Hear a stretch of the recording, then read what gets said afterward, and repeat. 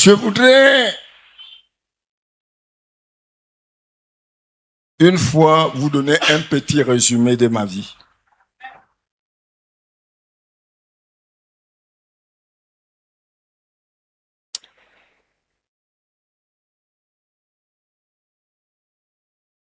Mon père s'appelait Ekaka à Makan. Il était animiste. Ma mère s'appelait Emene. Elle était animiste. Donc, aucun de mes parents n'était chrétien. Nous étions une fratrie de 5 enfants. 2 garçons, 3 filles.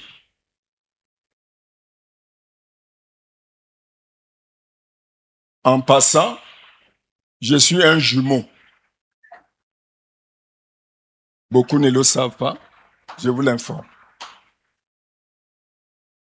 Et Dieu a fait que je donne des jumelles.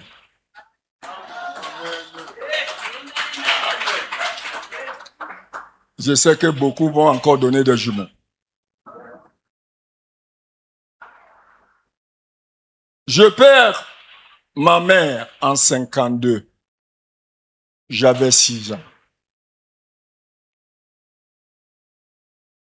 Je perds mon père en 57. J'avais 11 ans.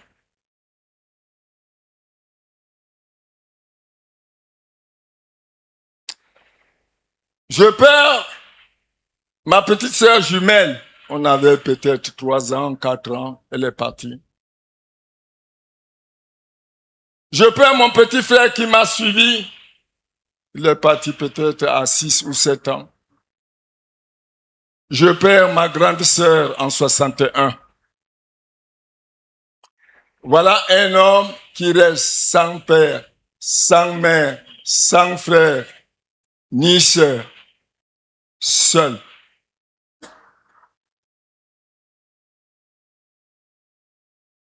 Seul dans ma vie.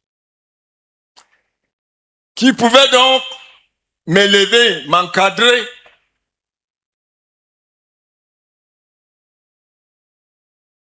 Mon père avait son frère aîné qui était un malvoyant. On le conduisait seulement avec le bâton. Mon père décède avant son grand frère malvoyant. J'étais donc malheureux.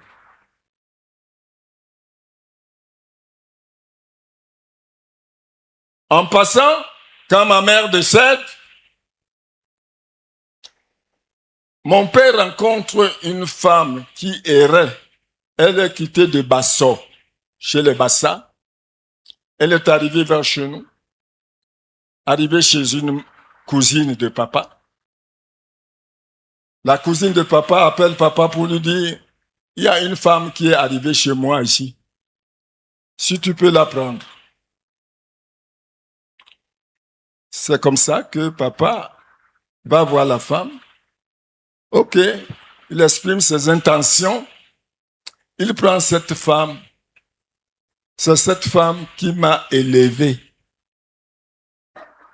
Que j'ai connu une petite chaleur, que j'avais une maman. Je l'appelais seulement ma mère.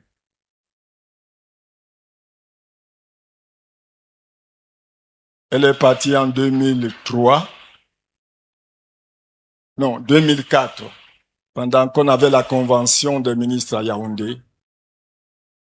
On m'appelle que elle a rendu l'âme. C'est elle qui m'a fait grandir.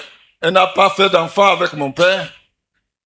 Puisque papa étant décédé, il lui a dit, pardon, reste garder mon orphelin là. Ne quitte pas. Prends soin de lui. J'ai béni le nom du Seigneur qui m'a donné une mère. Que son âme repose en paix.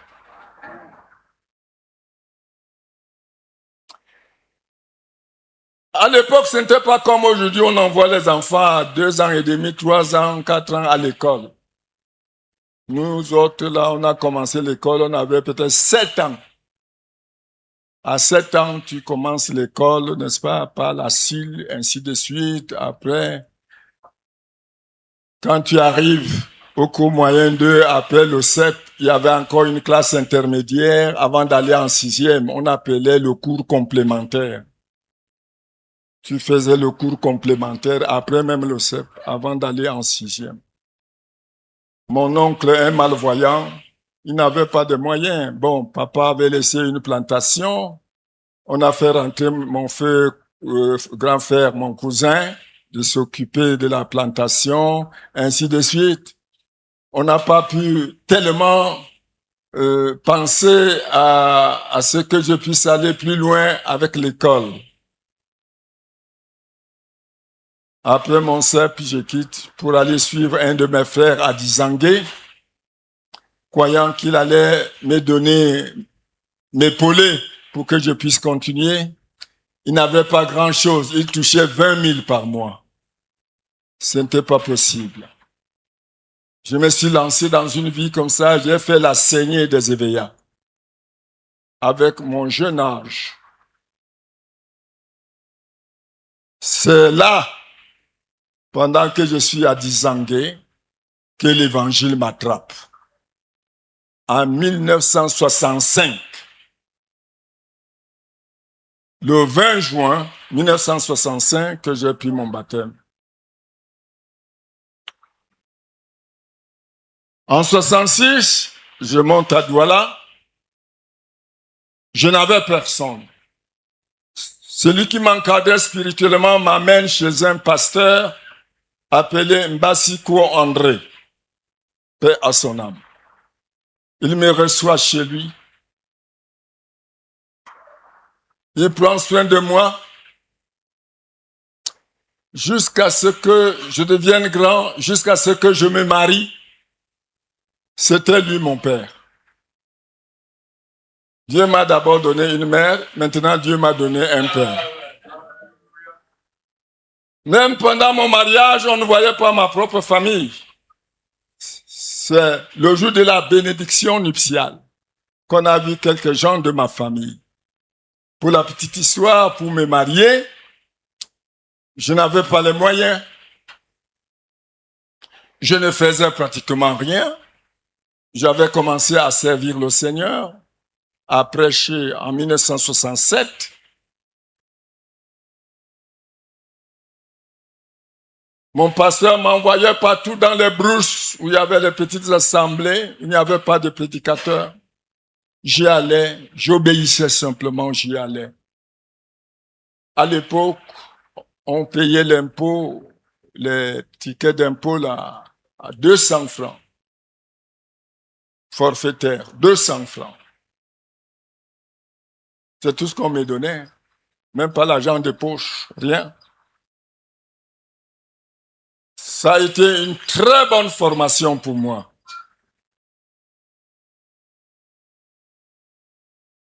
Pour me marier, je n'avais rien, ni pour doter, ni pour célébrer mon mariage. Pour aller seulement toquer, j'avais un ami lépreux. Il s'appelait Toko Samuel, lépreux. Mais un débrouillard, il faisait la livraison du sable. Même avec les doigts coupés, il conduisait son camion. C'est lui qui me donne la première bouteille pour aller donner dans ma belle famille, selon la tradition.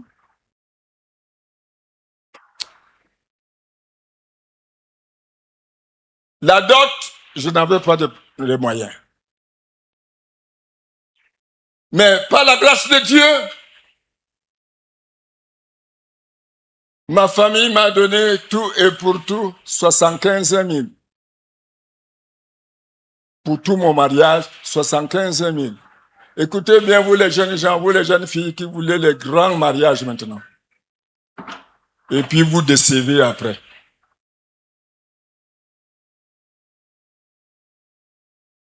L'église m'a donné 17 000 pour me marier. Qu'est-ce que je pouvais faire pour habiller ma femme? Qu'est-ce que je pouvais faire pour m'habiller moi-même? qu'est-ce que je pouvais faire pour organiser un mariage? Ce n'était pas possible. Jusqu'à une semaine de mon mariage, je ne savais pas ce que j'allais porter. Dieu a tracé un chemin pour moi. Il y avait un missionnaire de l'église évangélique appelé Jacques Roerich, un Suisse. Il était à l'église du Centenaire à Douala. Il s'était révolté là-bas, qui ne voulait plus continuer à baptiser les bébés. Et tout cela, on l'a taxé de quelqu'un qui voulait déjà virer. Il venait communier avec nous. Quand il a su que je devais me marier, il m'a invité à l'église du Centenaire, aller le voir. Il m'a offert un costume à 3 pièces, déjà taillé à mon corps.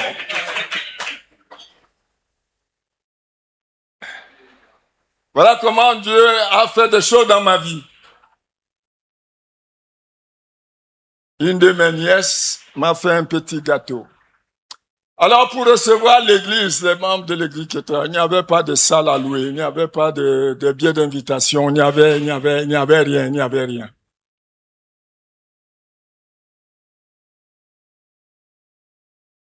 J'ai fait la commande des pains de 20 francs. Il y avait encore les pains de 20 francs. On a acheté le haricot, un peu de viande, qu'on a chargé dans le pain. À la sortie de l'église, un papa avait une maison là, papa Toubé. Il m'a donné son salon. J'ai reçu tous les frères là, avec quelques petits jus. Quand on est fini là, allez, je suis rentré avec ma femme. J'étais marié ou je n'étais pas marié? Ok.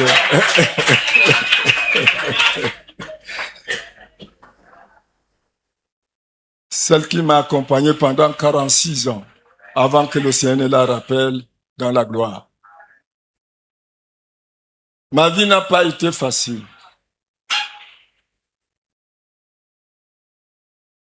Quand le Seigneur m'appelle en 1967, j'étais en brousse dans la zone d'une cam, dans un endroit appelé Bonnet-Poupa. J'arrive là-bas pour l'évangélisation. C'était dans un chantier, chez les forestiers. Il y avait des frères là-bas. J'ai prêché un puissant message un soir. Il y avait un grand sorcier qui était là. Il entendait comment je parlais, la puissance de Dieu, tout ça. Il riait, il dit, un petit enfant comme ça, là, il croit qu'il est déjà arrivé. Quand les frères sont partis au travail le matin, en mi-journée, ils s'amènent, ils me trouvent seul dans la maison pour venir me donner quelque chose à manger qu'il avait déjà empoisonné. J'ai rendu grâce. J'ai dit, bon, le Seigneur a ses voies, il peut te nourrir par les corbeaux et tout ça. J'ai mangé. Les minutes qui suivaient, tout mon corps a commencé à gonfler. Et avec comment je dirais ça, des boules sur le corps ou des boutons sur le corps et tout cela, le cœur voulait sortir seulement, il m'en revenait plus. Personne à côté pour me secourir. Je ne pouvais plus ni me lever ni m'asseoir, encore moins me coucher. J'ai dit, Seigneur, si je suis ici pour toi, j'ai fait une prière en 2 mots. J'ai eu les nausées. Dieu m'a donné la force de me lever. J'ai vomi tout son poison.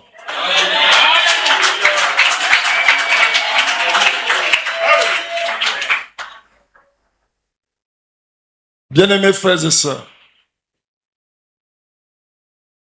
ma vie a été très difficile. Dieu m'a donné 4 enfants. Vous savez, mes ambitions étant jeune, je voulais avoir 12 enfants avec une seule femme. 12. C'était ça dans ma décision. Mais le Seigneur en a jugé autrement, il m'en a donné que 4. Un 5e devait être là, mais à 3 mois, il est parti. Et curieusement, je fais 4 enfants. 3 filles, 1 garçon. Ma famille a eu plus de filles que de garçons. Maintenant, la dispensation a changé. Nos enfants font beaucoup de garçons. C'est un lieu de paradoxe.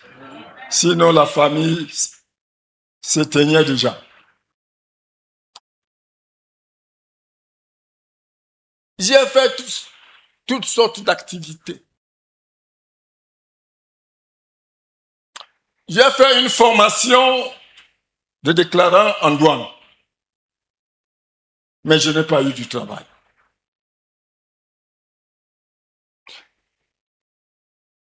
J'ai fait une formation en cuirs et peaux au ministère de l'élevage et des industries animales. C'est nous qui devions transformer les peaux ici en Gaoundéré pour fabriquer les chaussures, les ceintures et tout le reste, les sacs, pour ne plus exporter nos peaux en Espagne, en Hollande, Italie et consorts, comme votre peau, merci, ancien. Voilà. Mais comment je suis entré dans la fonction publique? On demandait 6 personnes. Alors, il y a eu beaucoup de candidats. Au moment d'aller concourir, un monsieur me regarde. Il me dit, je te connais quelque part. Tu as prêché à un deuil au cimetière. Ta prédication m'avait touché. Tu n'as plus à composer. Va faire ton dossier, tu apportes. Il n'y a que ça. C'est pour ça que je suis entré. Mais alors, je venais de me marier. Je n'avais rien pour nourrir ma femme. À la sortie de l'église, quand un frère me donnait 100 francs, 200 francs, 300 francs, je gardais. Le lendemain matin, il y avait une femme nigériane qui faisait les beignets, la bouillie et le haricot là. On achetait, on mangeait. Ou alors, le couscous en boule là, séché, avec un peu de gombo et les écrevisses là, et tout cela, c'était notre nourriture. Et ma femme ne se plaignait pas. Et elle ne m'avait jamais quitté. J'ai béni le Seigneur. Maintenant, après avoir reçu le message, le Seigneur voudrait que je puisse le servir à plein temps. En moins de 2 ans de travail, j'écris moi-même ma démission. J'envoie à Yaoundé, le ministre signe, il accepte ma démission. Je me lance dans l'œuvre à plein temps.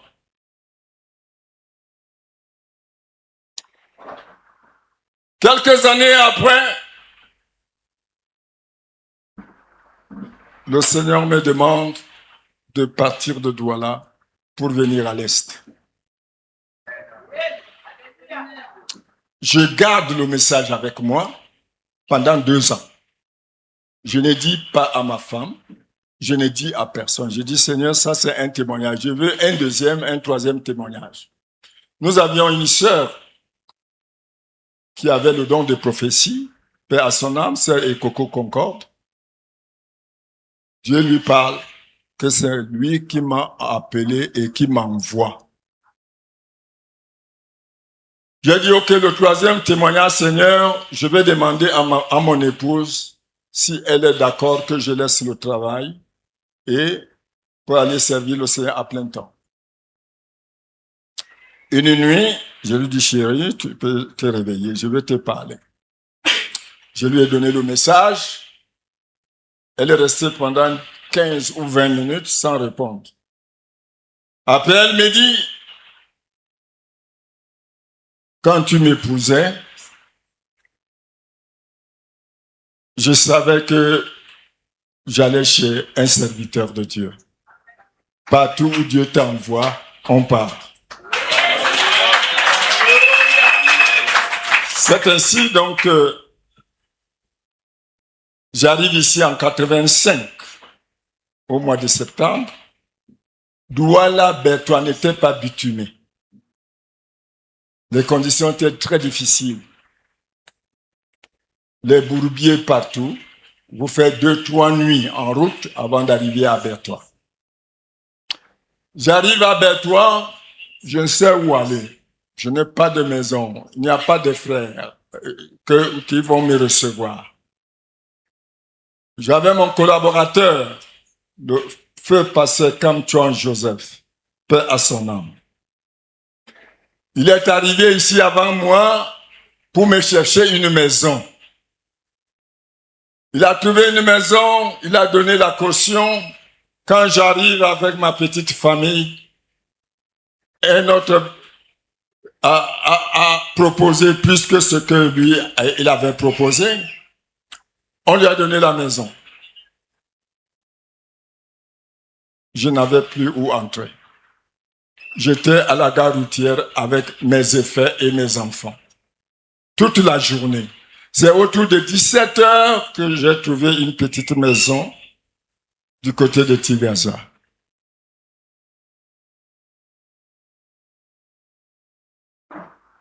Dans tout cela, je n'avais aucun soutien pour dire que, comme je suis parti de Douala, un soutien me viendrait de Douala.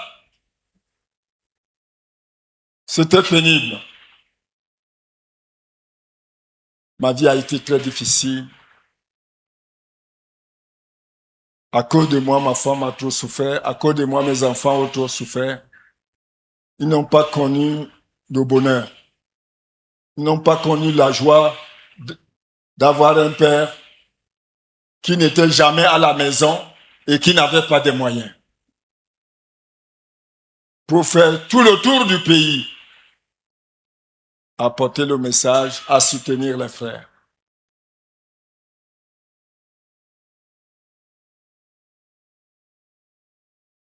Maintenant, le pasteur Kamchuan s'est décidé de me soutenir à payer mon loyer pendant 4 ans avant que je me prenne en charge. Que le nom de l'Éternel soit béni. 4 ans, un pasteur se décide de soutenir mon loyer.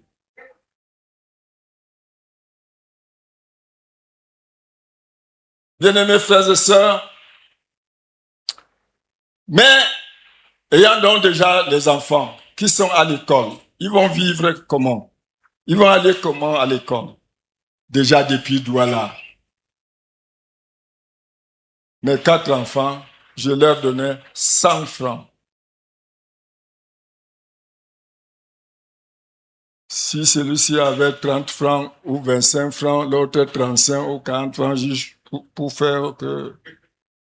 Et c'était ça. Hein? Écoutez-vous les jeunes enfants. Là. Vous avez les boulangeries maintenant et tout.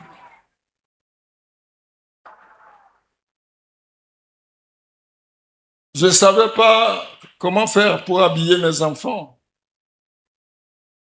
Mais Dieu prenait toujours soin.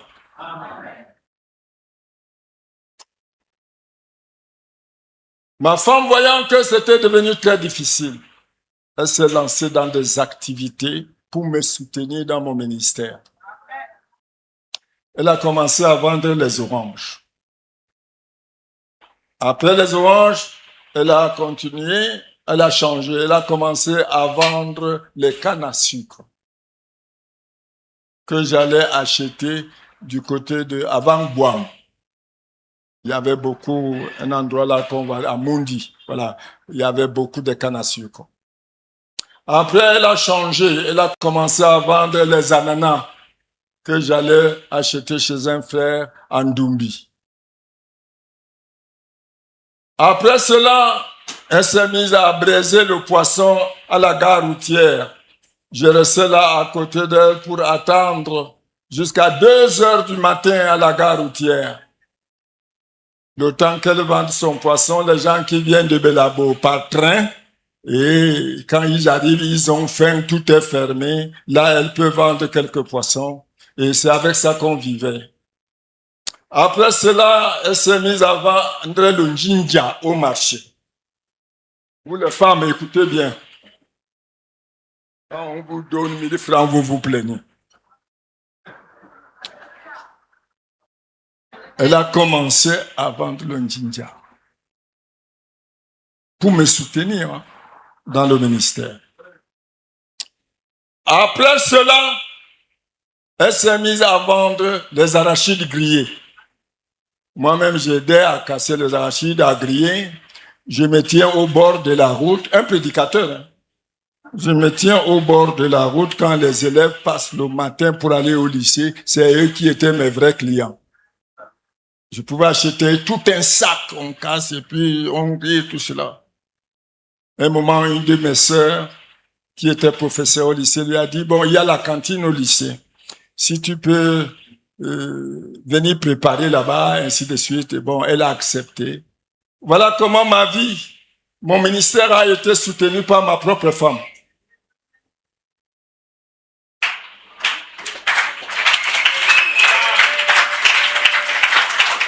Et quelques bonnes volontés des frères qui pouvaient m'aider par moment. Mais la vie dans la souffrance.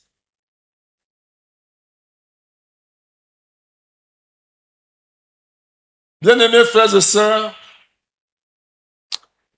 ma vie a connu beaucoup de difficultés. Curieusement, ma femme tombe malade. On n'a pas vite compris ce qui est arrivé. Les miracles de Dieu.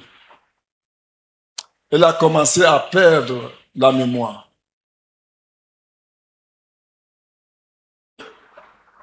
On n'avait pas su qu'elle avait eu un AVC cérébral. Elle a eu une hémorragie cérébrale. On n'a pas détecté cela plus tôt. On a fait des hôpitaux et des hôpitaux. Pendant 9 ans,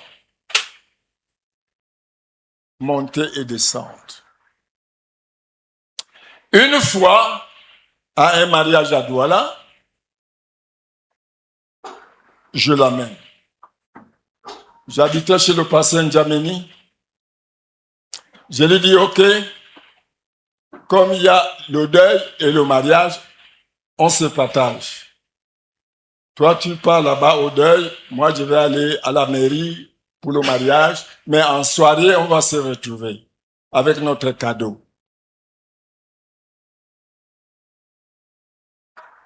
En soirée, j'attends mon épouse au lieu de la cérémonie, je ne la vois pas. Elle avait pris le cadeau, elle est sortie, elle a pris le taxi. Du quartier Bédi, quand elle stoppe le taxi, elle donne une autre destination. Elle dit, je vais au kilomètre 21. Ancienne route Douala-Yaoundé. Kilomètre 21. Le taxi, c'est qu'il va gagner. Il l'amène jusqu'au kilomètre 21. Après, madame, tu descends où? Elle le regarde seulement. Elle n'a pas d'abord l'argent en main. Elle le regarde. L'homme comprend que peut-être quelque chose ne va pas. Dieu entre dans son cœur, il la ramène là où il l'a porté. N'est-ce pas les merveilles du Seigneur?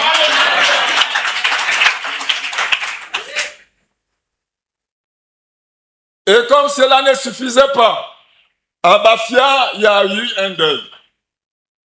Ma fille Concorde l'amène. Pendant qu'elle fait d'autres travaux là, on lui dit, bon, voilà, l'agent de taxi, avance-toi au lieu du deuil. Quand elle sort, elle trouve un autre deuil quelque part, elle prend seulement la chaise, elle s'assoit. Un deuil qui ne la concernait pas, ou qui ne nous concernait pas. Elle ne reconnaît personne là-bas et personne ne la reconnaît. On la cherche, on ne sait pas où elle est. Jusqu'à la retrouver assise. Une autre fois, c'est mon fils qui l'amène à Kribi pour lui faire voir la mer et changer un peu d'air, ainsi de suite. Mais en pleine nuit, elle ouvre la porte, elle ouvre le portillon, elle sort. Elle marche tout le long de la route. Elle fait 5 kilomètres. Arrivée quelque part, elle serait étouffée, essoufflée. Elle est tombée, elle s'est blessée à la lèvre. Les gens de ce village sont sortis l'encercler. On lui a posé beaucoup de questions. Elle n'a répondu à aucune. On l'a taxée de sorcière. Qu'elle était dans l'avion des sorciers. Et l'avion a fait le crash. Et elle a donc parachuté. Ils ont commencé à chercher des fouets pour la taper. Ne sachant pas que c'était une malade. Dieu a envoyé 2 anges de miséricorde. 2 femmes qui passaient et qui ont vu la scène et qui ont dit à ces jeunes enfants, ne touchez pas sur cette femme.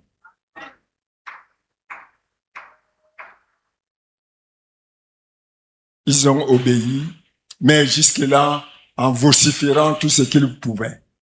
Pendant ce temps, mon fils était en train de la chercher partout. Accompagné de mon petit-fils Bayo Simon-Pierre, ils ont cherché maman. Voilà un chauffeur qui accompagnait son patron en mer. À 5 heures du matin, il trouvait un attroupement quelque part, on a encerclé une femme. Et quand il arrive, on dit, il y a une maman qui a disparu ici. On ne sait pas d'où elle est. Elle dit, oh, j'ai vu un attroupement quelque part. Comme ça là. C'est là qu'ils prennent la route. Il arrive là-bas, il voit la maman. Il dit, dégagez. On dit, Mouf, tu es qui? Tu la connais où? Il dit, c'est ma mère. Dégagez, c'est ma mère. Quand elle lève la tête, elle voit son fils. Elle a compris que son salut est arrivé. Elle s'est agrippée sur lui. Il l'a porté, il l'a amené à l'hôpital pour suturer sa blessure à la bouche. Mes bien-aimés frères et sœurs, ma vie, telle que les gens me voient aujourd'hui, même rouler en voiture, ou bien m'habiller, voyager, ma vie n'a pas été facile.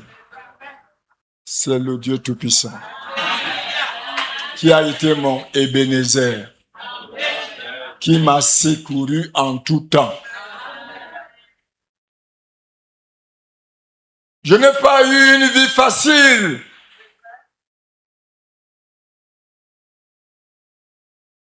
Je n'ai pas eu les moyens comme vous aujourd'hui. Mais je me suis accroché au Seigneur jusqu'à ce jour. Je lui ai fait confiance. Si aujourd'hui, il m'a gardé, il m'a préservé,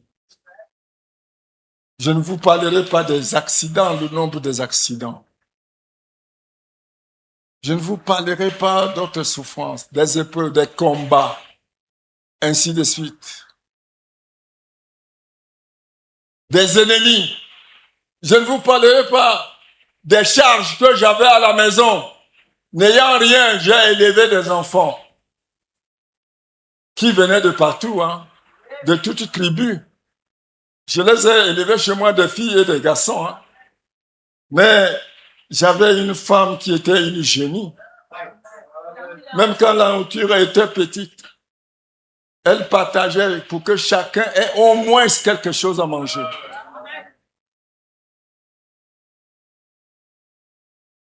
Et j'étais toujours absent. C'est elle qui souffrait.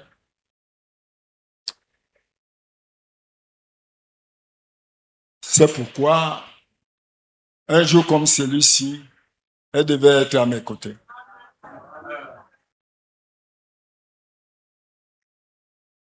J'allais encore la couronner.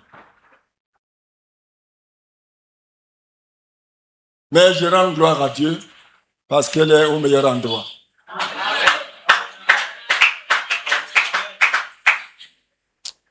Pour vous qui êtes venus, qui êtes de ma famille,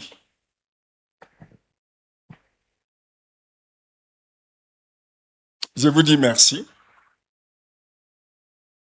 Même si beaucoup n'ont pas cru à mon évangile, vous considérez au moins que je suis un homme de Dieu. C'est déjà que Dieu vous bénisse. Pour tous mes amis ou des voisins, partout où j'ai habité dans cette ville, certains qui sont venus, qui ont appris, que Dieu vous bénisse. Pour tous les hommes de Dieu, que Dieu vous bénisse. Moi qui n'avais plus de père, de mère, de frères et de sœurs, Dieu a fait une alliance avec moi comme avec Abraham. Je ferai de toi le père de plusieurs nations. C'est pourquoi aujourd'hui, je voyage dans toutes les nations. J'ai toujours des frères, des sœurs, des fils, ainsi de suite. J'ai raison de bénir le nom de l'Éternel.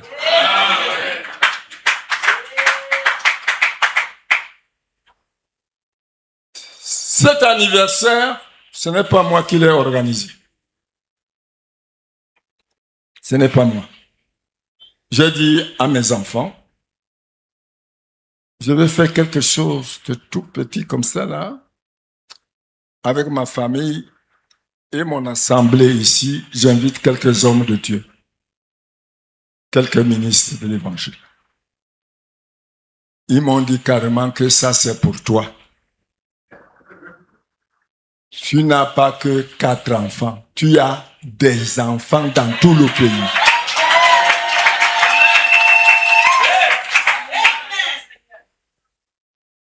Si cet anniversaire a lieu, il y a aussi un homme, l'ancien Baoya Samuel.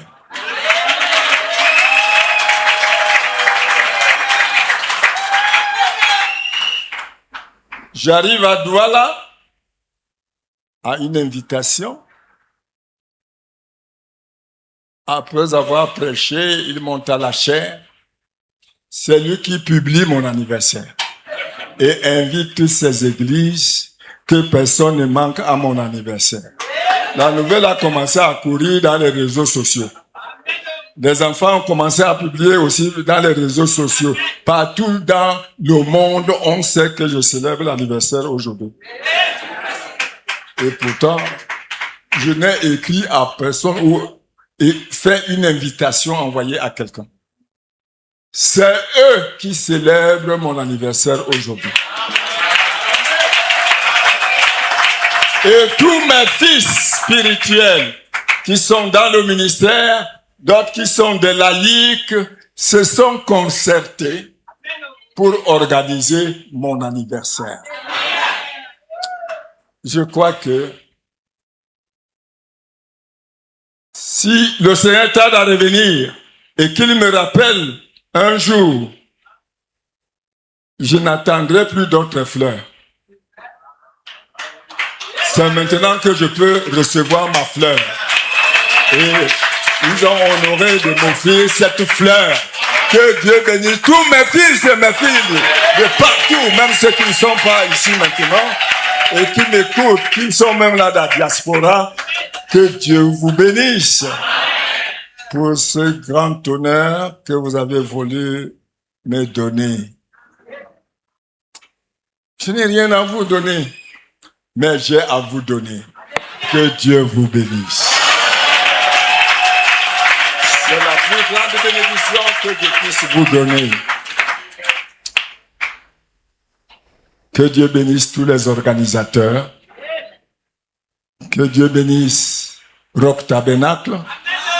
Que Dieu bénisse tous les ministres, tous ceux qui ont apporté leur apport ou contribution, n'est-ce pas, qu'elles soient financières, morales, dans les prières et tout cela. Que Dieu les bénisse.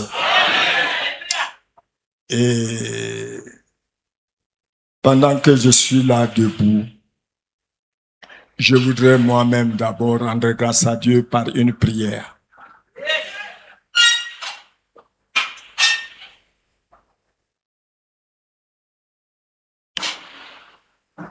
Père bien-aimé, le Seigneur des Seigneurs, le Roi des gloires, je bénis, je glorifie ton Saint-Nom. Il n'y a point un autre nom comme ton nom. C'est celui que tu nous as donné et par lequel nous sommes sauvés. J'étais perdu. J'étais abandonné. Je n'avais plus ni père, ni mère, ni frère, ni sœur. Mais aujourd'hui, je vois une multitude de frères, de sœurs, de pères, de mères. À toi soit la gloire. Seigneur, tu m'as préservé. Beaucoup de mes frères, de mes camarades sont dans la terre aujourd'hui. Je n'ai rien mérité, mais c'est toi qui m'as ajouté les jours sur la terre. Ô Seigneur, et je crois encore que si tu ne reviens pas vite, tu vas encore m'en ajouter. À cause de ton grand nom, à cause de ton œuvre, ô Seigneur, je te remercie. Je te remercie, Seigneur, pour tous tes bienfaits. Tu m'as toujours donné un vêtement. Tu m'as toujours donné une nourriture. Tu m'as toujours donné la force, la santé. Tu m'as toujours protégé. Tu t'es toujours révélé à moi. Tu m'as toujours utilisé. Tu m'as toujours oint et inspiré. Je te dis merci, Seigneur. Je te remercie pour ma petite famille. Je te remercie pour le peuple de Dieu. Je te remercie pour le ministère. Je te remercie, Seigneur. Le vœu que je formule pour toi, Seigneur, je vais te construire un grand temple si tu tardes à revenir. Pour qu'un jour, ceux qui viendront après, qu'ils puissent trouver qu'il y avait quelqu'un qui était passé par ici. Tu as l'or et l'argent. Tu me donneras les moyens pour ériger ce temple. Oh Dieu, bénis mon âme. Et mon âme te bénit aussi pour tous tes bienfaits. Pour tout ce monde qui s'est déplacé à cause de moi. Oh Dieu, ma richesse, c'est les hommes. C'est des hommes que tu m'as donnés. Comme tu as dit, comme ton serviteur, le prophète Branham m'a dit. Tout ce que j'ai aimé. Et tous ceux qui m'ont aimé, tu me les as donnés. Ce sont mes frères. C'est ma famille. Merci Seigneur pour cette grande famille. Ô Éternel, que te donnerai-je? Que te donnerai-je? Ma vie ne dépend plus de moi-même. Ma vie dépend de toi. Je suis ton prisonnier. Je suis ton esclave. Je suis ton serviteur. Tu me dis, va, je pars. Viens, je viens. Fais, je fais. Parle, je parle. Je me recommande toujours à ton service.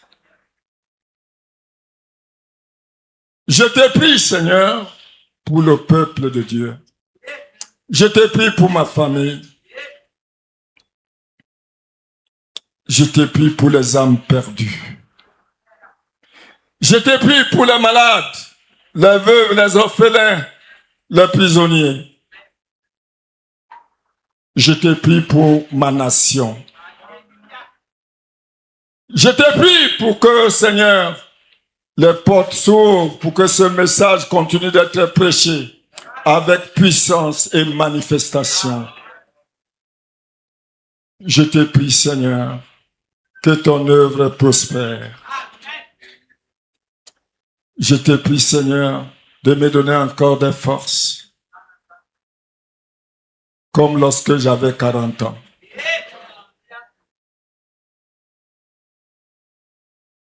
Béni soit ton nom, Seigneur. Merci, Seigneur Jésus.